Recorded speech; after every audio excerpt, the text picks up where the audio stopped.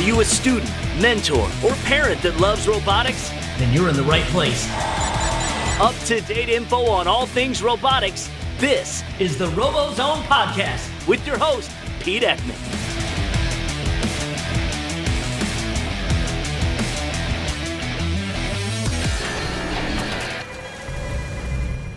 The RoboZone Podcast is brought to you by Kettering University. It's a Kettering-built world. Hello and welcome to the RoboZone Podcast. This is the 41st episode of the RoboZone Podcast for Tuesday, December 5th. In this episode, we talk about QuarterMania with the ScottsBots, and we have a different Scott from the FridgeBots that stops by, and we talk about what teams need to do to get ready for the season. So, grab your favorite drink, grab your favorite popcorn, and let's get to the interview. This is Pete Eckman with the RoboZone Podcast. This is the 41st podcast taping that we're doing, and with me tonight, I have Kim. Kim, please introduce yourself.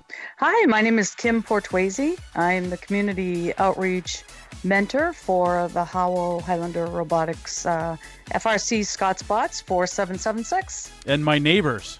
We border each other. Yes, that's right. Yes, we are. We'll get into that. And Scott. Yeah, welcome. Hey, this is Scott Stapp, lead mentor of Team FridgeBot 5084 out of Corona, Michigan. So, Andrew Spees last week brought up QuarterMania. Me and Scott have talked about QuarterMania, and Kim, you were like the guru of QuarterMania, which is a nice fundraising effort that all FRC teams or any robotics team can try to do. So we wanted to bring you on there, as well as you guys are both experienced mentors, and I want to dive a little bit deeper on what teams can do to get ready for the season. We are now 5 weeks out from starting the season. Can you guys believe that? I know, it's getting close. Isn't it? It's exciting. It is exciting. Yeah. I'm more looking towards FRC season than I am Christmas. Yeah. Well, it's Christmas at first, right? Yeah. Well, this Christmas you speak of, I tell you. Yeah, I know. But I think we spend way more money in FRC season than we do in Christmas. So. Absolutely. Yes. So, Kim, tell us a little bit about QuarterMania. Tell us what QuarterMania is about. So QuarterMania is a cross between an auction where you hold up a numbered paddle to bid on something, a raffle where you're trying to win a prize, and bingo where you use a ball with a number on it, and a home party as in a gathering with friends. It's a lot of fun. It doesn't take a lot of folks to pull it off. And it doesn't have a lot of overhead, so it yields about a 90% profit. Okay, now everyone just probably went, wait, you said 90% profit. So let's dig into that point, because I think that's what the fun is cool. Don't get me wrong. Yeah, but it's a lot of fun. Fundraiser, right? That's what we're trying to do. We're trying to get those monies. Sure is. So we can buy lots, and I'm rubbing my hands in the video, lots of robot parts coming up for the upcoming season. So tell us a little bit more about the actual profit. So the first couple of times we ran this fundraiser, we made about $2,500 each time, but it wasn't as well attended as it could have been. As we've continued to do it, it's gotten more and more popular. And the last time we did it, I think every seat was full, and we brought in about $4,000. In doing this event, we try to get everything donated, from the venue to the food. It's actually not that difficult. We have a really strong set of paperwork that includes our tax ID number, the reason for the fundraiser, what we plan to do with the funds, and then a little bit about the organization itself, our mission of our organization. Most of the local businesses that we approach to ask for a prize to be donated are really willing to help the robotics team. We had every business in Howell, from the Diamond Steakhouse and Seafood to AutoZone in Howell to Howell Soft Cloth Car Wash. We had, as well as like the Detroit Red Wings, we were able to get a donation from. We had water park tickets. We had NASCAR tickets. So basically, when you go to plan the fundraiser, you want to start probably about 6 months in advance. The last time we did it, we got about $4,000, but you actually could probably get anywhere from $4,000 to $10,000 to do this. You want to make sure that when you choose the venue, you choose an appropriate venue. We use the American Legion, Devereaux Post 141. Big shout out to them out in Howell. They're one of our partners there. And they donated the venue for free. So we were able to use their location. They had a fantastic bar. So there are adult beverages served. This is a 21 and over event. So this is something that our parent robotics organization helps plan with myself. So I have an amazing support system of mentors in Howell. So I could not do any of this without all of them. And also my parents as well. They're fantastic. So they support it as well. So what we do, in addition to choosing the right venue, we pick the right time of year to go and the right date to have the event. We usually do it on a Saturday evening. We try to pick something that doesn't have to do with prom or doesn't have to do with the Michigan State game or, any of those type of things. So we really look at the calendar really well when we're picking the event. We also start about 6 months ahead of time collecting prizes for this event. All total, I think we usually put out about 25 prizes at the event. And folks can use just quarters to actually bid on these fantastic prizes and go home from the venue with some wonderful stuff. Then we start with hosting a fundraising meeting, and that's our next step. So I'm trying to, because I've never done this, right? And that's why I wanted to have you guys on. Mm-hmm. So I'm trying to wrap my head around it and do a visual, because I'm a visual type person. Is it Sure. kind of like a silent auction type of thing where they're all displayed out on the thing, and then tell us about the bidding process. So that's where I'm losing it. So we start out by charging $10 an entrance fee, and that gives the patron 3 paddles to play with. And those paddles are all numbered. They're actually paint sticks, by the way, that were donated by Sherwin-Williams. So when you think of paddle, that's what it actually is, a paint stick with a number on it. And they have corresponding balls. We use the ping pong kind of balls, and they're the kind that you play beer pong with. So they're a little bit smaller. They're not actually the bigger ones. And those are all numbered as well. They're corresponding. We get a raffle barrel from a rental place, and they donate the use of that. All the balls go into the raffle barrel. And then the patrons come up and they peruse the table that is full of gifts. And when we put these gifts together, some of them are gift baskets. So if we were to get, for instance, a donation from Soft Cloth Car Wash, and they donate 10 car washes, we might mix that together with another item to make it more desirable, so that you're not just getting a car wash, you're getting a bucket of car wash supplies, a car wash, and then a detailing package from the local car dealership, like Champion Chevrolet donated an amazing package. So we would put like a package together. So we sort of dress the prizes to be real attractive as well. And some of them are gift baskets that are donated, and some of them are gift baskets we create. And those are all lined up on the table. Each one of those items has a quarter value assigned to it. And there's a list that the patron will pick up when they purchase the 3 paddles. They put their corresponding balls in the raffle barrel, and then they go up with the list and they peruse the prizes. And all the prizes are numbered, and it corresponds with the numbers on the list. So say, for instance, that car wash package was number 1, and it had a quarter value assigned to it of 75 cents, 3 quarters. Nothing on those tables is worth more than 4 quarters. We don't charge any more than 4 quarters per item. So if they're interested in that item, they're going to make note of that, so that when they sit down at the table, we go through the prizes from 1 consecutively, so that if their prize that they're interested in is going to come up, they're not in the bathroom or something when that comes up. So they're aware of it. So the MC will call out that prize. They'll say, here's prize number 1. This is an auto detailing package, and we describe it. And we say, if you're interested in this item, you're going to bid 3/4 per paddle in the jar in the center of the table. So we have a jar in the middle. And then if it's an item that you like a lot, now you're holding 3 paddles because that's what you purchased when you came in.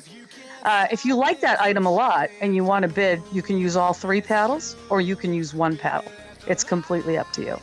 So if you decide you want to use 3 paddles, you have to put 3/4 per paddle in the jar on the table. And then you hold them up high.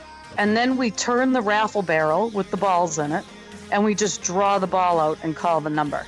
And if that person if there isn't a number, if somebody hasn't bid on the item, in other words, if we call their number and they're not holding their paddle up because they didn't bid on it, then we call another one, and we keep going until we have a winner. So what is the average? Okay, you said there's 25 prizes, right? So what is the average? Actually, like 50. Okay. So 50, say there's yeah. 50, yeah. So what do you think the average amount of each one of those baskets is? Is it like an auctioneer where you just keep going until someone stops bidding? Well, they only bid one time, and then we call, and so when we draw the ball out, it's a random number. Am I explaining that right, Scott? Does that make sense? That to me, your Pete, your idea of a silent auction kind of fits here because you basically only put in the money once. So right, that's what I was Correct. going with. It's like a right. one. It's not a bidding thing. Once you put your money in the jar, the money's in the jar. That's it. That's right. That makes sense. You're good to go. You hold your paddles up until somebody calls your number. Or a number. Right. How many people are at winning one of these number. events, Kim? What's that? How many people? The last time we had 100, and we have enough supplies and probably enough prizes to go 150, maybe 200, I think. The room was packed. It was packed. Yeah, it was packed. Okay, so let me see if I can break this down in my head. Yes. Because again, I yes. haven't done this. Because it does get, and we do have a YouTube video on how to play. It goes by a little quick, but okay. We'll link it to the show notes so everyone can understand. Sure. Okay. So there's 200 of us. Each one of us has 3 paddles in our hands.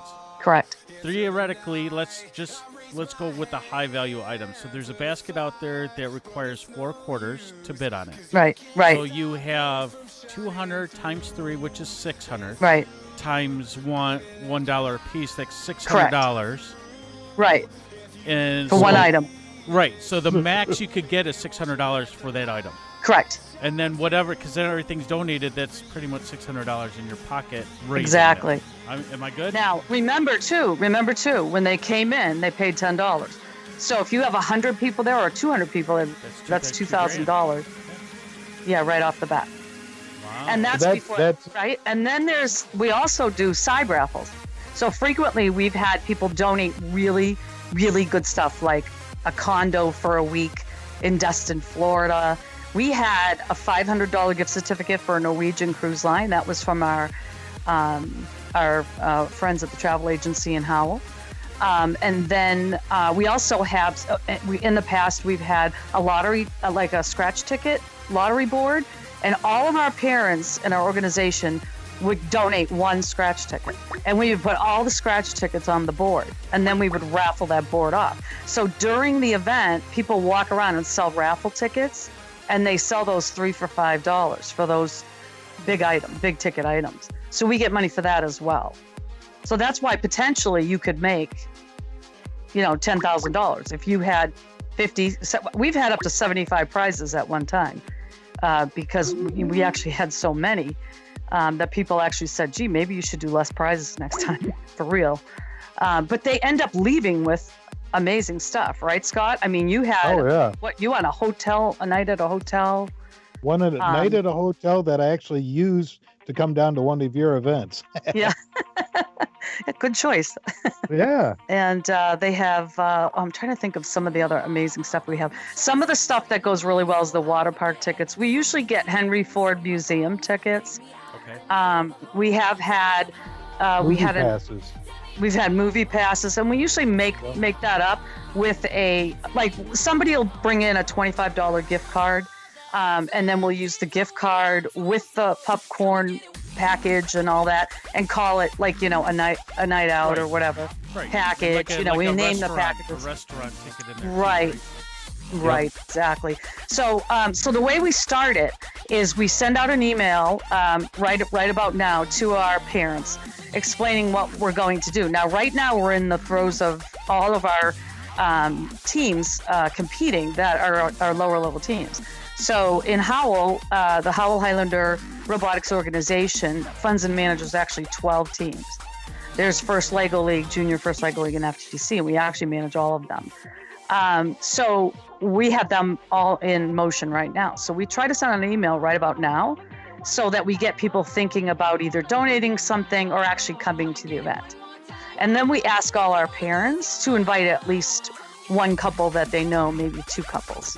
And if they could all make sure that they try to get one couple there, we do that as well. So there's ways that we market it. We also have a fantastic communications director in Howell, Tom Gould, and big shout out to him. He does a lot of our PR stuff, and so he's a huge help when it comes to promoting Facebook and things like that. So we're really fortunate to have him. And then you put the word out to your robotics friends, and you fill one whole section of this place with robotics. And then they turn it upside down. Which we're already competitive with each other, so Oh, geez. That's where the kids aren't involved in the it's a brotherhood. No, the kids are not, and that's the downside. I mean, it's good to get them involved, but typically we actually do this during build season, believe it or not. Yeah. And it's really we need to be away from the kids at that point. Yeah. And so our parents are actually, it's a welcome break for them. But again, I could not do it without my Parent Robotics and my pros, my Parent Robotics organization. They're wonderful. So we start out with telling people that if they might have something around the house that they're not using, that still has a price tag on it, or something that they got as a gift, or a gift card they got for Christmas that they might not necessarily use. And that's how we start out getting the donations. And as they start coming in, again, you might have something really random and weird, but then you'll mix it into another package, and then it becomes really desirable. So the more desirable the item, the more people bidding on it, the more competitive the item is. And, it gets to be a lot of fun when somebody really has their eye on something and they either win it or they don't win it. And then when they win it, we usually tell them to shout robot loud and proud. And if they don't say it loud, we have them come up to the microphone and say it. So it's really a lot of fun. We really try to, engage the audience a little bit and try to get them involved in the process. But we've had, we had yard furniture donated, art van. We had an Adirondack chair that was beautiful. Somebody created a gorgeous garden basket.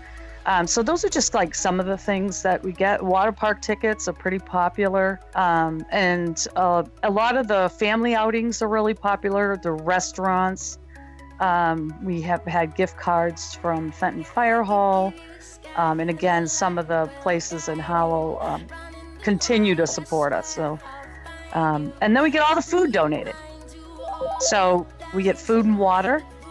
And we usually have people come through and take a sandwich or whatever we're offering. One year, our parents' organization made lasagnas. So we had that with salad, and the salad was donated. Sometimes we'll get a gift card donated from VG's or Walmart. And that's how we'll buy the stuff that goes with the food. So again, no overhead. Get everything donated. So everything from the venue to the ball roller to the prizes. Occasionally we have to spend a little bit at the dollar store, to containerize things and, basket wise and things like that. But we usually reach out to our parents, and that usually comes in from them. It's things usually that they have at home, surprisingly. So I know I have a blow up mattress bed thing that I had to take one back to Meijer that had a rip in it, and I had to buy another one because my nephew was in town and he needed to sleep on it. But they said, contact the manufacturer, we can't take it back. but they might send you another one, and they did. And so now I have another one. It's still in a box. So that's something like I could probably potentially put in the auction, that people might be interested in. It's like one of those camping beds. Right. So how, I have a couple follow-up questions. Right. One, how many years have you been doing this? I think we've done it 3 years in a row. We've done it the first 2 years. We did it twice, I think, in the same year. So this will be our fourth coming up. So not too long. Question number 2. When is the next one? Well, it was going to be in February, but there was a little snag in the plan. So I think that it might be in the spring. I think we're looking right after Worlds. Okay. So we might. I'm tossing around the idea of doing a small one up in our neck of the woods that would be great. Kind of dip our feet in the water. So I might take Tim's February time test the water. Good. Oh good. Yeah. That would be great. February's a good time. I think people are ready to get out of the house a little bit. And I was so frazzled from build season last year. I looked at my wife and said, "We're going down to this quarter. What you got it?" Kim says, and we walk in the door. There was a line to come in the door, and I'm like, "What is going on?" And they're like, "Well, how many paddles do you want?" I'm like, "I don't want to be paddled at all." And you've been paddled. You've been paddled the whole time you're in build season. What are you talking about? Yeah, exactly. You feel like it. How many quarters do you want? And the nice thing is, halfway through the night, you can get up and you can go get more quarters. They had a huge pile of quarters sitting there ready. We did. So I was able to get more quarters because I ran out the first time around. Okay, number 3. Go ahead. Okay, well, one of our mentors, bless him, he brings $1,000 worth of quarters. So he goes to the bank beforehand. He calls the bank and tells them he needs, rolls of quarters, and they hold it for him. And he picks it up, brings it, in a metal box, just like the Brinks do. And he brings it in, and we use those to change out for people that want to buy more quarters. And actually that night, Scott, we ran out of those, right? And we ended up using loose ones, like the loose ones that we had collected. Yeah, because we ran out of the rolls. And then he goes home with $1,000, like he brings the 1,000 quarters and goes home with 1,000. So we don't figure that part into our profit at all. We just, use that as an exchange. So question number 3, all right? Yes. 1, 2, okay, I'm still in sync. So number 3 is, what do the people that donate prizes get out of this? Other than feeling good that they're supporting their local robotics team. I mean, do you guys get a special shirt for them? No. So what we do is we put their names on a poster, and we put a poster up at the event. We also give them a thank you when they donate.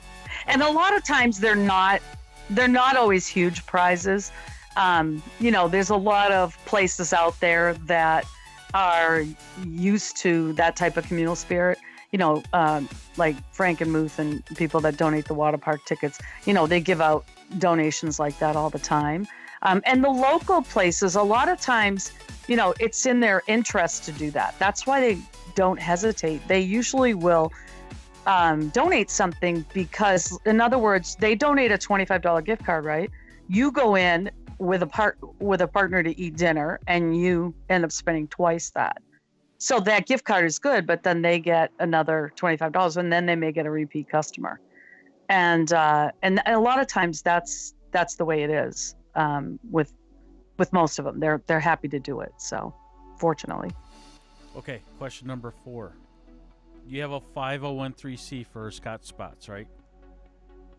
So that's complicated. We started doing the paperwork for a 501(c)(3).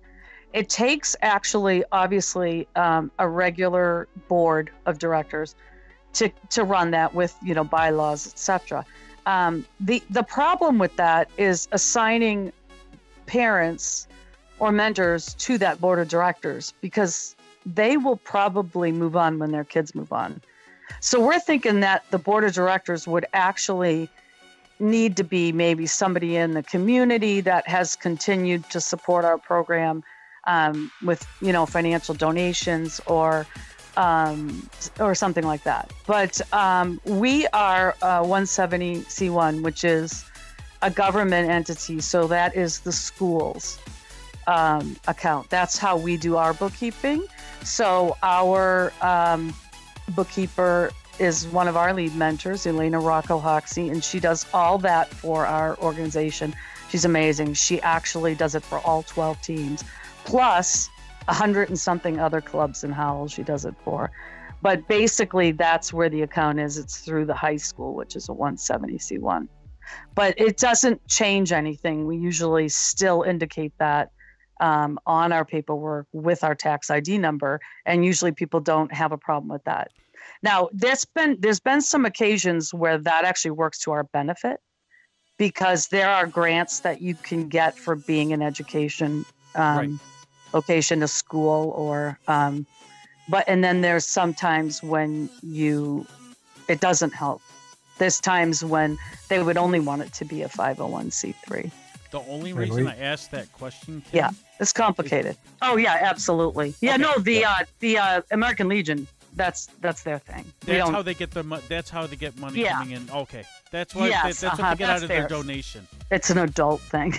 They wouldn't know. That's all the questions I have for that.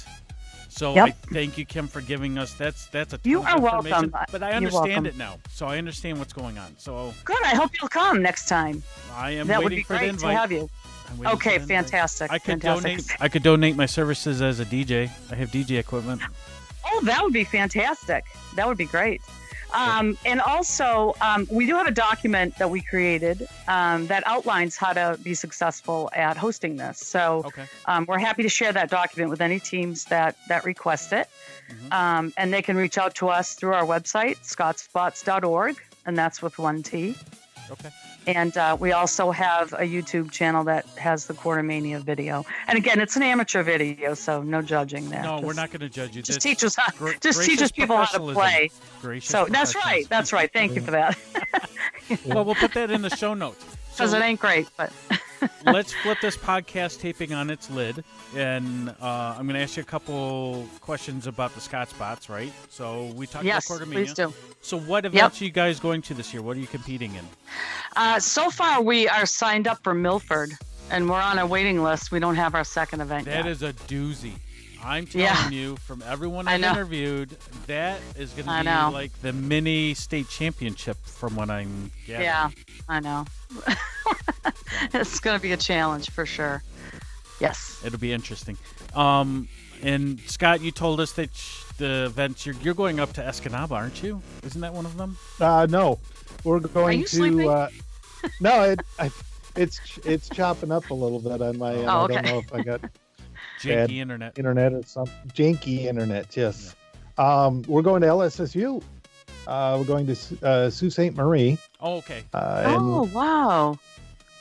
Yep. And I've already announced it to our team that we're going there, and we're starting our fundraising for the travel expenses, because I know a lot of people on our team are concerned about the cost of such a thing. But my experience in the past is having a trip like that for robotics is an incredible thing. The bonding experience of being on the road is really cool. I have this idea for you, Scott. It's called QuarterMania. Maybe you should do one. I'm I know someone who will help him too. Yeah. My MBA is fulfilling its goal right now. A friend of mine just bought a restaurant in Vernon. I'm going to throw out the plug, Indulge. Oh, that'd be great. Amazing food there. And he's already said that he would host it for us. So that's great. That's great. And where was the second? You're going to Kettering week 1 or 2, Scott? Kettering 2. Kettering 2, yeah. We've always done Kettering 1, and so we're trying Kettering 2 for the first time. It's like 2 years ago we won Kettering 1, and it's like Kettering 2. I see all the big teams. I'm like, well, wait a minute. Then I get to thinking about it. So we're gonna try Kettering 2 and be in there with the bigger teams. Raise the scores. Well, unfortunately, my team isn't going to see either of you guys except if we all go to state where are you headed? We're going to Lansing to Milford or Mason High School that's our home event. That's fantastic. Yeah, I think that's what we wanted to do too. And then we're going to Battle Creek for an away event. So a little bit of Well, we're still waiting on our heavy. second, so you never know where we'll end up. Well, I want to get into a third. So I'm going to put in for the lottery because we're a rookie team. At this point, because I was out at the Troy Science Festival a couple weeks ago with 226 on behalf of RoboZone, and they hadn't had a rookie team registered yet. So I reached out to Gail and I said, "Hey, I want to sign up for Troy," and she goes, "You have to wait for the lottery." So wait for the lottery. And I've talked to quite a few different teams this year that are all on wait lists. So. We were actually on a wait list for LSSU, and that just got cleared up here a couple days ago. So. I know why that is, though. You guys know why, right? We have 67 rookie teams this year. Yeah, it's a lot. Over 500. We're at 518 or 520 almost. Yeah, there's just not enough events. So I'm wondering if they're going to expand the state championships now that we have that many, because I don't think. What did they have? 160 last year. So yes, they're going to have to open it up a little bit more, I think. I don't know. I don't want to talk for Gail or First in Michigan, but I'm sure they're getting the pressure from all the mentors that goes, we need to expand it more so some of us can get in, together. Yeah, they need more events in the area, too. That would help. Right, and you guys aren't hosting one this year, right, Kim? You guys aren't? We are not hosting this year. That's right. Yes. I can imagine that's a huge task to try to do It's a huge undertaking. We have to secure sponsorship to pay for the cost of that. So we start out doing that, and then a lot of our all of our parents and students the week of the event put in about 40 man hours just to make it happen. Some put in more, but that's the average, about 40 hours. So it's a lot of work, and then it does take away from us competing at the same time. So we decided to switch our focus to, directly working with the team instead of the event. I give it to your team. There would be no way if I was hosting a district event at Fowlerville High School, which I'm thinking about doing in the future, I would never want to compete in it. Never. Right. I would never try to do that. And I give you guys. Yeah, we've hosted 6. So yeah, I mean 6 is a lot. So we're just taking a break from that. We went down to Howell last year, and the year before. Right? The year before actually was a fun one. They're all fun, but we went down and helped with a concession stand. Yes. So we're in there, and I love concession stands. You do love concessions. I run eating them. at them or participating in them? No, I love to run them. I own hot dog grills. I own cotton candy machines. I own popcorn machines, all industrial stuff. I can put my own circus type concession stand together right now if I wanted to. And we love that you love them. Oh, geez. So that makes us happy. We came down there, and we were helping with the concession stand, and I kept noticing the parents ducking out. Oh, our game is coming up. Our game is coming up. And they'd duck out, and every once in a while they'd be like, oh, we missed it. We didn't get to see it. And finally, on Saturday, I'm like, get out. Don't come back. They had no time. They're too busy running. Oh, you guys are amazing. Such a good help to us. We just love working with the FridgeBots. So we had a blast. Well, he has a fridge. I mean, his bot looks like a fridge, so he's naturally gonna. Yeah, it's appropriate. Yeah. Extra charge. You could deliver a can of soda to someone. I'm just saying. Yes. Put it this way: we have so much fun in the concession stand that last year, towards the end of the event, we were throwing slices of pizza out into the hallway. Hopefully wrapped. Oh yeah, they were wrapped. Okay. And we kept making people go back further and further. Hey, if you can catch it, you can have it. Yeah. I was trying to think of the cleanup work that Kim's group had to do. Yeah, that's what all that pizza was on the wall. Now I know what the problem was. Get it on the ceiling. It was that Scott guy. Exactly. Yeah. So Kim, I've been starting some questions with experienced mentors about how, because I'm a rookie mentor. Yes. I'm not a rookie mentor. I'm an experienced mentor that's starting a rookie team. So mentors learn off each other. So what do you think teams should be doing right now to get ready for January? I mean, it's like we said, it's 5 weeks away. So we usually start with, we do fundraising as far as sponsorships. We start with empowering our parents and our students to become involved in the organization by teaching them the value of the program and what we're there for. So we try to start with a lot of enthusiasm so that people are willing to get involved. So we try to engage them right off the bat. We do have non-builds and builds, and our organization is divided into subgroups, and then there are mentors that oversee each of those subgroups.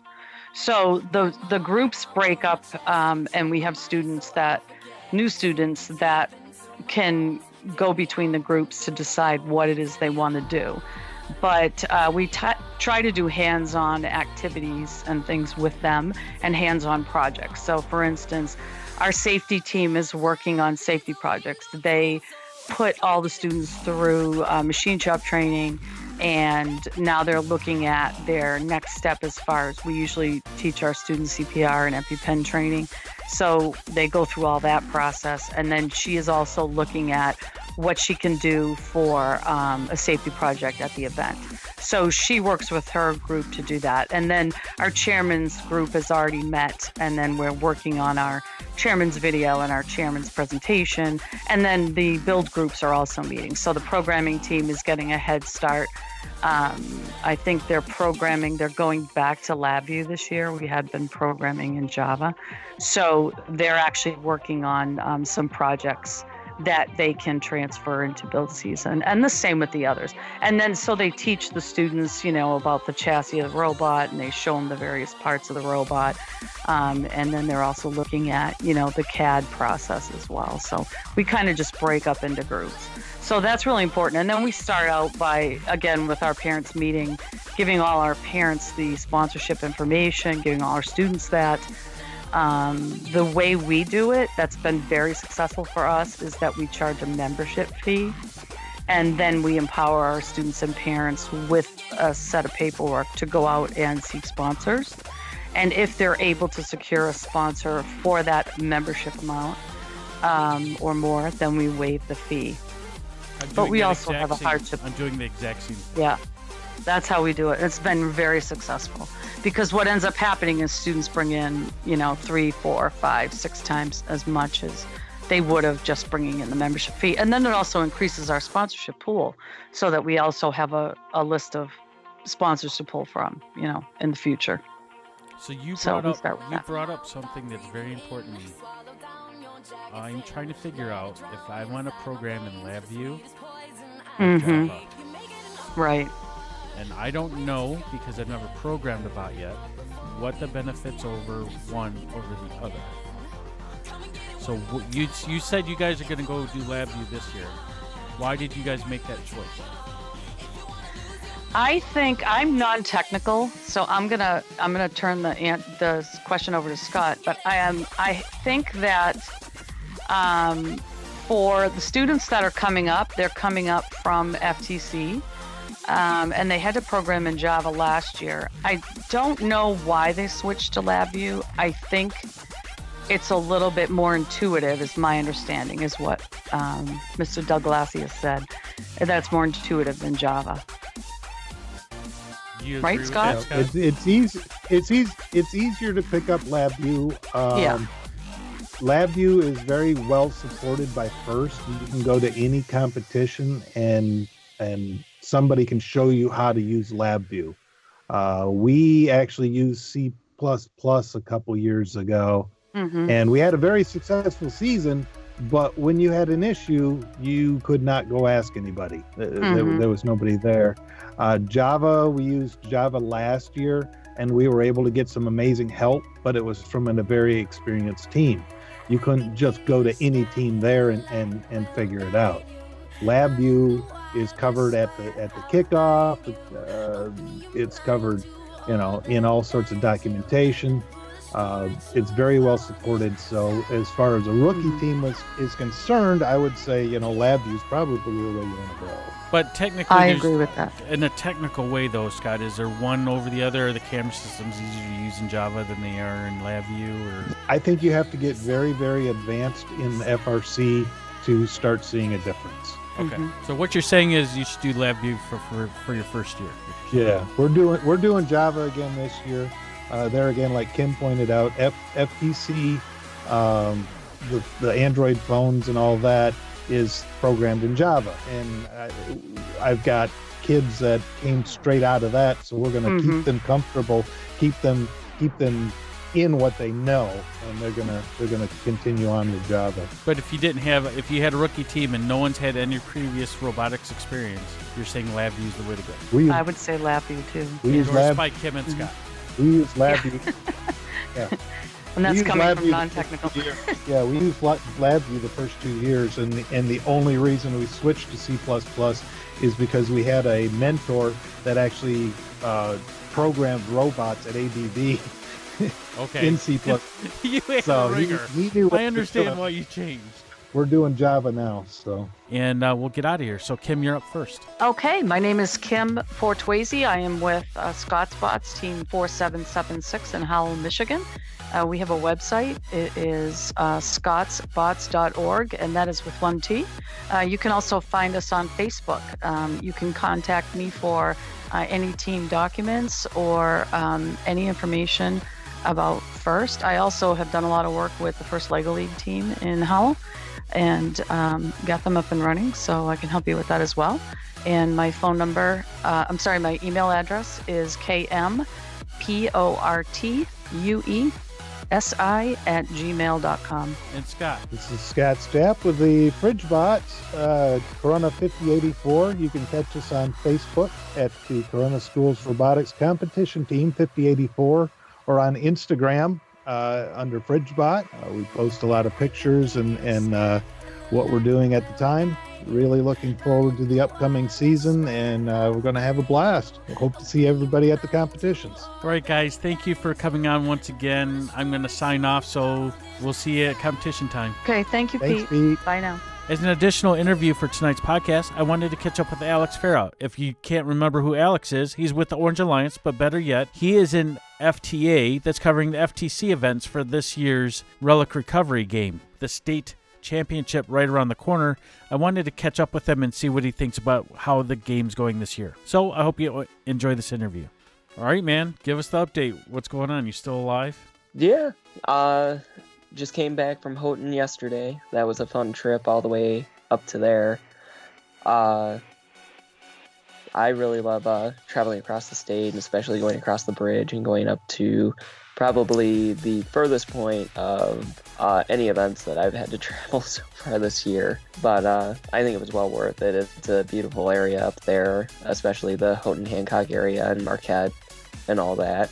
So that was really fun. But we checked in with you 2 or 3 weeks ago, and that was after the very first event. So what's changed in the game between now and then? So I think really the biggest thing that I've been seeing is teams have been starting to switch over to seeing how many of the glyphs that they can actually get and score in matches.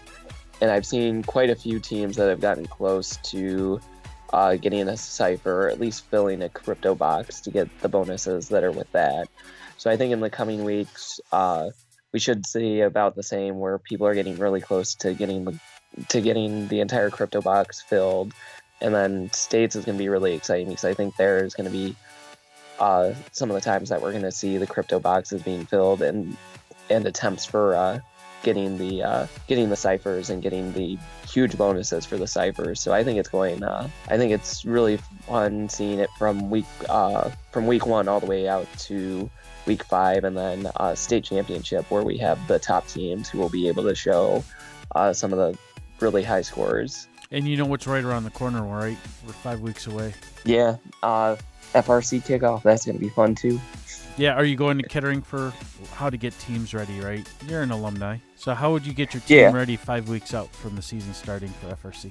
So one of the things, or a few things I would do is, the biggest one is going to Andy Mark and going to any other supplier and just ordering everything that you know that you've used in the past several years.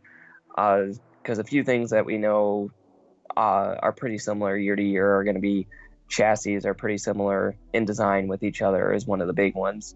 So I would say making sure that you're going through and ordering common supplies that you use throughout every season and making sure it's there and you have it, so that way you're not getting stuck once kickoff is over and you have your design.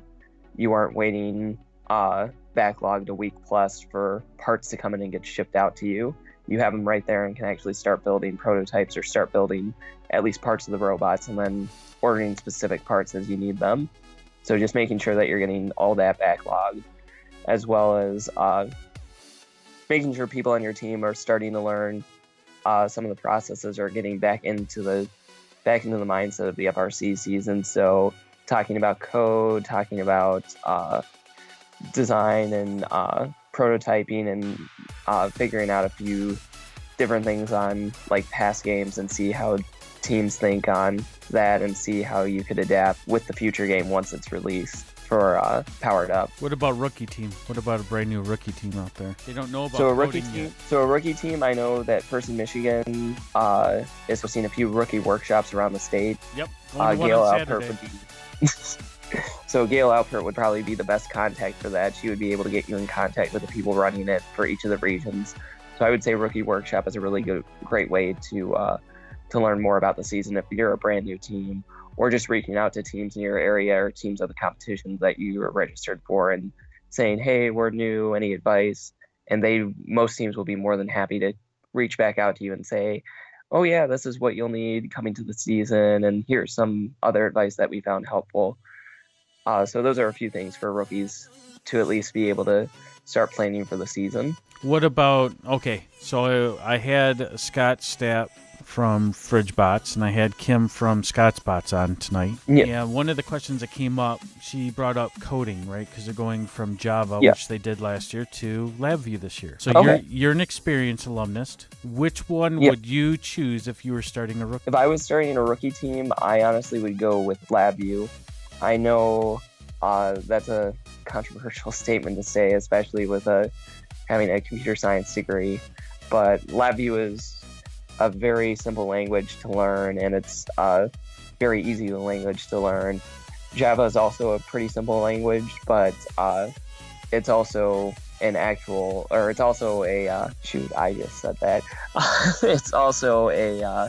also a text-based language versus the picture-based language. Like, for example, with FTC, we recommend everyone go to blocks because it's just an easier language to learn. It's just looking at pictures and knowing the basic concepts of programming versus actually having to memorize writing out lines and the syntax that goes along with that. So it's just a lot simpler using graphics programming versus text-based programming.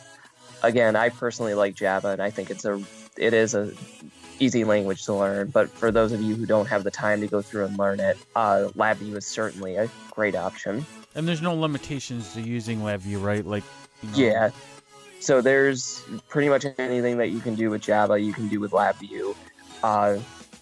There are quite a few advanced concepts with both that it'll take a while for you to understand and grasp, but you can still certainly do what you can do in LabVIEW and C++. You can do with Java and C++ you can certainly do with LabVIEW. One of the things that Scott brought up was that if you program in LabVIEW, you have a bunch of other teams that are programming in LabVIEW. So if you run into an issue, because unlike me, I'm looking at it from my perspective, starting a rookie team, you have more people that can help you. Yes. So there are quite a few more people who can help you with LabVIEW. That's what majority of the teams use. Java is another good option where there is still a significant number, not as many as LabVIEW, but there's still a significant number. You should have at least a handful at each event that know that. C++, for a new team, I would honestly stay away from. The main reason why is because there's not that very many people who know and can support that are around. There are some, and they know what they're doing and can help, but it's just those are going to be few and far between, unlike Java and LabVIEW. Right. And on top of that, most of the events that I go to, these CSAs, will mostly know either LabVIEW or Java. And again, C++, it is a good language. It's just going to be a more difficulty than Java or LabVIEW. All right. Well, Alex, I appreciate you coming on board tonight and just giving us a quick update. So as you sign off, tell us how we can follow you, and then tell us what the next event that you're going to be doing or covering as an FTC. So again, my name is Alex Farah. I'm with the Orange Alliance. You can follow myself and anyone else on the development team for the Orange Alliance at theorangealliance.org or on any of our social media channels, which is Facebook, Twitter, LinkedIn, any of that. And then the next event I'm going to be at will be East Jackson, and then definitely will be at the state championship the week after that. Okay, when is the, so everyone knows, what is the state championship for FTC? So the state championship for FTC will be December 15th and 16th at Kellogg Arena in Battle Creek. Wow, that's right around the corner. That's a very quick season. 2 weeks out. So yeah, and then the teams there will qualify for the Super Regional, which won't be until mid-March, and then from there they'll qualify for the state championship. For the World Championship. Swing by, and we'll check in with you right before. We'll check in with you before that event. So I look forward to talking to you again. Yeah, look forward to speaking with you next week. Thanks, Alex. Have a great night. Thank you. All right, bye. The RoboZone podcast is brought to you by Kettering University. It's a Kettering-built world. Again, I would like to thank Scott and Kim for stopping on the podcast tonight, giving us some great information about how to do some fundraising, what we need to do for our rookie teams to get them ready for the season, just for coming on board. Thank you for listening to the RoboZone podcast. Please don't forget to subscribe on SoundCloud and iTunes. We will see you next week.